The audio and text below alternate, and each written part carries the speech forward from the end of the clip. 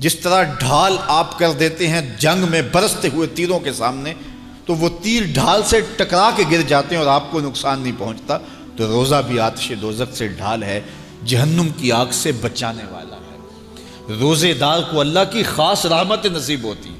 ایک حدیث میں آتا ہے کہ للصائم فرحتان، فرحۃ عند فطرہ و فرحۃ عند لقاء رب۔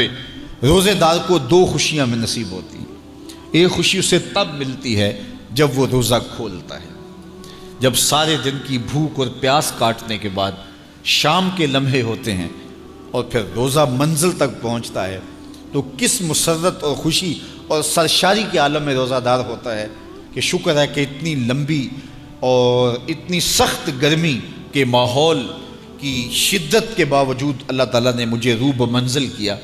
تو اس وقت ایک احساس اس کے ساتھ جڑا ہوتا ہے، اور پھر جب وہ ٹھنڈا اور میٹھا مشروب اپنے کام و دہن میں ٹپکاتا ہے اور وہ ٹھنڈا میٹھا مشروب اس کی رگوں کو تر کرتے ہوئے معدے کی طرف بڑھ رہا ہوتا ہے، اس کی زبان بولے نہ بولے دل اللہ کا شکر ادا کر رہا ہوتا ہے، اس کا ایک ایک عضو بدن رب کا شکرانہ ادا کر رہا ہوتا ہے۔ وہ ٹھنڈا اور میٹھا مشروب رگوں کو تر کرتا ہوا آگے بڑھتا چلا جاتا ہے، لیکن شکرانے کا وہ پیکر بن جاتا ہے۔ وہ ایک مسرت، ایک خوشی کا عالم ہوتا ہے کہ روزہ بھی نب گیا، سارے دن کی تکلیف بھی کٹ گئی، اور اللہ نے مجھے افطار کے لمحوں تک پہنچایا۔ فرمایا روزے دار کو ایک خوشی تب ملتی ہے جب وہ روزہ کھولتا ہے، وَفَرْحَةٌ عِنْدَ لِقَاءِ رَبِّهِ، اور دوسری خوشی روزہ دار کو تب ملے گی جب روزے کے صلے میں اللہ اپنا دیدار عطا فرمائے۔ بنی آدم کے جتنے بھی عمل ہیں 10 سے لے کر 700 گنا تک اس کا ثواب اولاد آدم کو اس کا دیا جاتا ہے۔ جتنا گڑ ڈالو اتنا ہی میٹھا، تو بعض کو 10 گنا، بعض کو 70 گنا، بعض کو 100 گنا، بعض کو 700 گنا، تو 10 سے لے کر 700 گنا تک بندے کے اعمال کا صلہ دیا جاتا ہے۔ لیکن میرے حضور نے فرمایا لیکن روزہ جو ہے اللہ فرماتا ہے وہ میرے لیے ہے اور اس کا اجر میں خود عطا کروں گا۔ جب وہ خود عطا کرے گا تو کتنا عطا کرے گا؟ سخی اتنا بڑا ہو تو پھر کیا عطا کرے گا؟ بلکہ بعض نے اس کو عجزی بہی کی بجائے کہ فرمایا کہ الصوم لی وانا اجزا بہی، اس کو اجزا پڑھا ہے بصیغہ مجہول، کہ روزہ میرے لیے ہے اور اس کی جزا میں خود ہوں۔ باقی اعمال کی جزا جنت ہے، جنت کی نعمتیں ہیں اور بہت کچھ ہے، لیکن روزے کی جزا میں خود ہوں۔ اور جس کو وہ خود مل گیا پھر جنت میں مل گئی، جنت والا جو مل گیا پھر جنت بھی مل گئی، جنت کی نعمتیں بھی مل گئیں۔ تو روزہ اللہ کی خوشنودی کا ذریعہ ہے، اس کی رضا کا ذریعہ ہے۔ تو خوش نصیب لوگ روزے کی برکتیں حاصل کرتے ہیں۔ اور ایک روایت میں آتا ہے جب رمضان المبارک کا آغاز ہوتا ہے اللہ اہل ایمان کو، اپنے بندوں کو محبت کی نظر سے دیکھتا ہے، اور اللہ جس کو محبت کی نظر سے دیکھ لے پھر اسے کبھی عذاب نہیں دے گا۔ اللہ اکبر۔ تو یہ روزہ دار کے لیے اللہ کی کرم نوازیاں ہیں، اللہ کی رحمتوں کے اجالے ہیں جو اس کے اوپر برستے ہیں۔ تو میں اور آپ اس ماہ انور کو، اس ماہ نور کو اس طرح سے گزاریں کہ ہمارے اندر کے پاپ دھل جائیں، ہماری غلاظتیں گناہوں کی مٹ جائیں، ہمارا سینہ صاف ہو جائے، ہم اہل ایمان کے لیے کشادہ دل ہو جائیں، ہمیں جو ہے وہ جھوٹ سے، تکبر سے، بخل سے، ریا سے اور دیگر امور بد سے اجتناب کرنے کی عادت پڑ جائے۔ روزہ جو سکھانا چاہتا ہے ہم وہ اس سے سیکھ لیں، اور روزے کی برکات ضبط نفس کی صورت میں ہمیں نصیب ہو جائیں، تو ہم روزے کے بعد بھی، ماہ صیام کے گزرنے کے بعد بھی ایک نئی زندگی لے کر، ایک تازگی لے کر، ایک نور و روشنی لے کر کے جو ہے وہ معاشرے کے، اسلامی معاشرت کے ایک اہم فرد کی صورت کے اندر جو ہے وہ سامنے آئیں۔ تو اللہ اس ماہ صیام کی برکتیں ہمیں نصیب فرمائے۔ ہر سال مہینہ آتا ہے، گزر جاتا ہے، ہم پورا مہینہ بھوک کاٹتے ہیں اور پھر وہاں کے وہاں ہی کھڑے رہتے ہیں، تو پھر ہمیں سوچنا چاہیے، لیکن اگر تبدیلی آتی ہے تو پھر شکریہ ادا کرنا چاہیے۔ آج کی اس تاریخ میں ہم عزم کر کے اٹھیں کہ ہمارا یہ ماہ صیام ہماری زندگی میں ایک سنگ میل ثابت ہوگا، اور ہم ایک نئے بانکپن کے ساتھ، نئے عزم کے ساتھ یہ مہینہ گزاریں گے، اور ضبط نفس سیکھیں گے۔ اس مہینے سے اپنی آنکھوں پر پہرے بٹھائیں گے، اپنے خیالوں پہ قابو رکھیں گے، اپنی سوچوں کو آوارہ نہیں ہونے دیں گے، اپنی زبان سے ایک جملہ بھی غلط نہیں نکلنے دیں گے، نہ جھوٹ، نہ بہتان، نہ گالی، نہ سب و شتم، نہ شکوہ، نہ غیبت، نہ چغلی، اپنی زبان کو کنٹرول کریں گے، کیونکہ بہت سارے گناہ اس زبان سے ہوتے ہیں۔ لقمہ حرام سے اپنے آپ کو محفوظ کریں گے، اپنی آنکھوں پہ شرم و حیا کے پہرے بٹھائیں گے، اور یوں ایک پورا مہینہ جب ہمارا گزرے گا تو ضبط نفس کی جو عادت ہمیں پڑ جائے گی اس کو ہم بعد میں کام میں لائیں گے، اور پھر چند ماہ ایسے گزر گئے تو پھر ہمیں سرور بھی نصیب ہوگا، زندگی گزارنے کا لطف بھی آئے گا۔ اگر کوئی شخص یہ چاہتا ہے کہ اس کو عبادت میں سرور نصیب ہو تو وہ اپنی نظر کو غیر محارم کو شہوات سے دیکھنے سے محفوظ کر لے، اس کو سجدے میں سرور آنے لگ جائے گا، سجدے میں لطف آنے لگ جائے گا۔ اگر ہماری نظر ناپاکیزگی کا شکار رہتی ہے اور نظر جو ہے وہ طاہر نہیں رہتی، جلوت میں ہو یا خلوت میں، تو پھر ہمیں عبادت کا سرور کبھی بھی نصیب نہیں ہو سکتا۔ تو عبادت کا اپنا ایک لطف ہے، عبادت کا اپنا ایک چسکا ہے، ایک مزہ ہے۔ دیکھیے، آپ فروٹ کھاتے ہیں، پھل لیتے ہیں تو اس کا ایک سرور ہے، مشروب لیتے ہیں تو اس کا ایک سرور ہے، کھانا کھاتے ہیں، مختلف جانوروں کے گوشت کا اپنا الگ الگ ذائقہ ہے۔ تو جس طرح مختلف کھانوں کے ذائقے الگ ہیں، مختلف آوازوں کا تاثر اور ذائقہ اور لطف الگ ہے، اسی طرح عبادات کا بھی لطف ہے۔ سجدے کا الگ مزہ ہے، قیام کا الگ مزہ ہے، رکوع کا الگ لطف ہے، پھر اس کی کیفیات الگ ہیں۔ سجدہ گھر میں کریں تو لطف اور ملتا ہے، مسجد میں کریں تو لطف اور ملتا ہے، کسی صالح امام کے پیچھے نماز پڑھیں تو لطف کچھ اور ملتا ہے، اور اگر پیشانی کو حرم کی زمین مل جائے تو پھر لطف کچھ اور ملتا ہے۔ اسی طرح آپ کے دیگر اعمال، روزے کا ایک لطف ہے، ایک سحری کا لطف ہے۔ یار سحری اگر آپ اکیلے کریں تو اس کا مزہ اور ہے، کسی ہوٹل میں کریں تو اس کا لطف اور ہے، اور چولہے کے پاس بیٹھ کے ماں کے ہاتھوں سے پکی ہوئی چپاتیاں کھائیں اور سحری کا لمحے ہوں اور تہجد گزار ماں کے ہاتھوں سے پکے ہوئے پراٹھے کھائیں تو پھر سحری کا لطف کچھ اور ہے نا، سرور اور ہے۔ اچھا، آپ کو اپنے مرشد کے ساتھ بیٹھ کے شہد سحری کرنے کا موقع مل جائے تو اس کا لطف کچھ اور ہے۔ اسی طرح افطاری کا مزہ ہے، گھر میں کریں، دوستوں میں کریں، کسی صالح شخص کی صحبت میں کریں، لطف اور ہے۔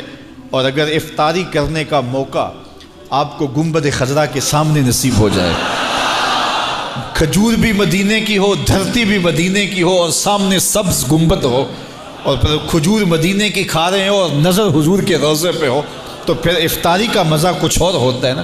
تو ہر عمل کا ایک لطف ہے، ہر عمل کا ایک سرور ہے، ہر عمل کا ایک حظ ہے۔ روزے کا الگ مزہ ہے، رکھنے کا الگ مزہ ہے، بھوک کاٹنے کا الگ مزہ ہے، پیاس کی شدت کا مزہ الگ ہے، کھولنے کا الگ مزہ ہے، تراویح کا الگ مزہ ہے، تلاوت کا الگ مزہ ہے، سجدے کا، قیام کا، رکوع کا، تشہد کا، قومے کا، جلسے کا، ہر عمل کا ایک لطف ہے۔ لیکن لطف نصیب کب ہوتا ہے؟ جب آپ کی نظر پاک ہوتی ہے۔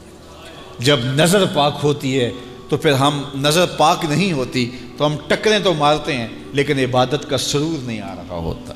سبحان ربی العالی جب بندہ پکار رہا ہوتا ہے، پیشانی بھی سجدے میں، اس کی ناک بھی سجدے میں، اعضائے بدنیاں بھی سجدے میں، اور ادھر سے پکار رہا ہے سبحان ربی العالی، مالک دیکھ کائنات میں مجھ سے نیچا کوئی نہیں، تیرے سے اونچا کوئی نہیں ہے۔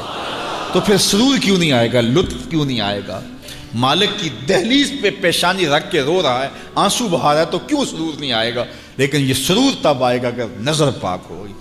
آج کے موسم میں، آج کے دور میں نگاہیں بہت ناپاکیزہ ہو گئی، اور دور موجود کے اندر، اس سوشل میڈیا کے اندر، سوشل میڈیا نے لوگوں کی تنہائیاں بھی پاک نہیں رہنے دی۔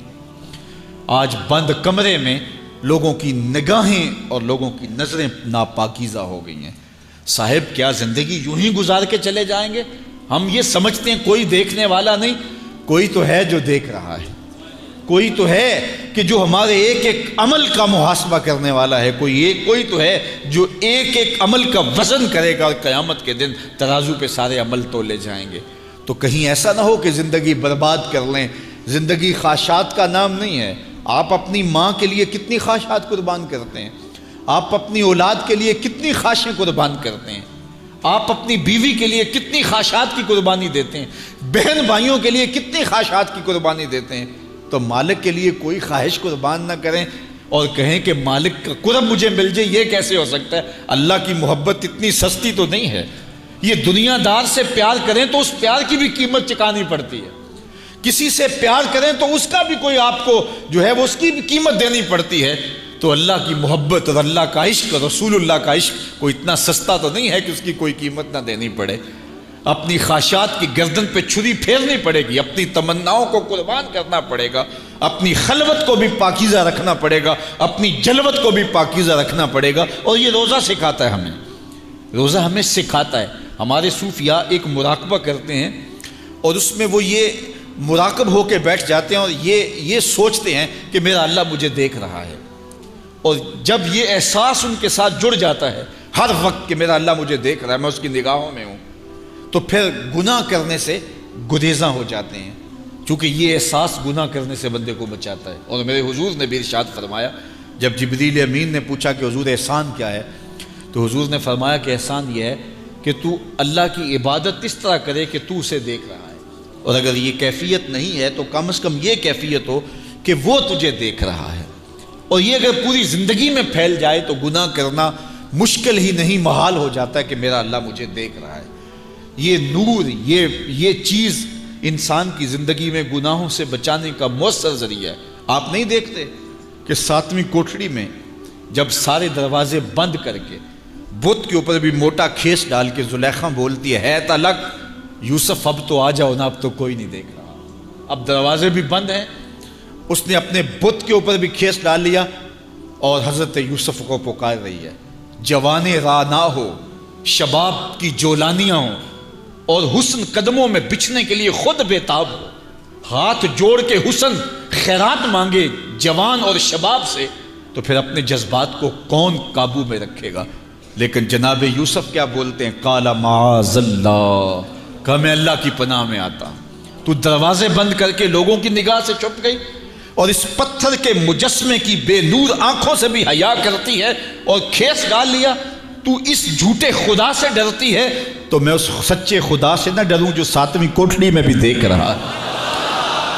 پھر گناہ کیا، گناہ کا تصور بھی محال ہو جاتا ہے۔ ایسا یقین برستا ہے کہ یوسف علیہ السلام جب اپنی آبرو بچانے کے لیے دوڑتے ہیں تو کفل ٹوٹتے چلے جاتے ہیں، زنجیریں پگھلتی چلی جاتی ہیں اور اللہ اپنے پیغمبر کی حفاظت کرتا ہے۔ یہ یقین کہ میرا اللہ مجھے دیکھ رہا ہے، یہ زندگی میں حسن بھر دیتا ہے۔ یہ یقین زندگی میں گناہوں سے بچانے کا ذریعہ ہے، اور یہ یقین صوفیہ محنتوں سے حاصل کرتے ہیں۔ ماہ سیام میں اللہ اس یقین کو چھڑک دیتا ہے۔ کڑکتی دھوپ ہے، برستی گرمی ہے، بندہ پھر بھی پانی نہیں پی رہا، ٹھنڈا مشروب میسر نہیں لے رہا، کیوں؟ میرا اللہ مجھے دیکھ رہا ہے۔ یہ یقین اللہ اس مہینے میں عطا کرتا ہے۔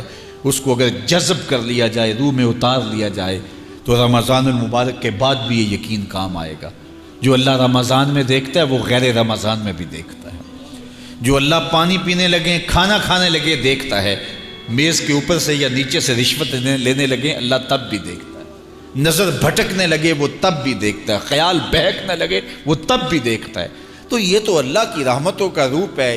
یہ نعمت بھلا کسی اور کے پاس ہے کہاں جو اللہ نے اہل ایمان کو عطا کی ہے؟ روزہ تو من سوار دے، روزہ تو اندر کے میل اجال دے، روزہ تو اندر کی غلاظتیں کھرچ دے، روزہ تو جو ہے وہ ضبط نفس کا کرینہ سکھا دے، روزہ تو اللہ سے ملانے کا طریقہ بتا دے، روزہ تو من کی روشنیوں کا ذریعہ ہو، روزہ تو پچھلے پاپ مٹا دے، آگے زندگی گزارنے کا ڈھب دے دے۔ تو یہ ایک ایسا نور ہے جس کے ذریعے ہم اپنی زندگی کو سنوار سکتے ہیں۔ اللہ مجھے آپ کو ماہ سیام کی برکتیں نصیب فرمائے۔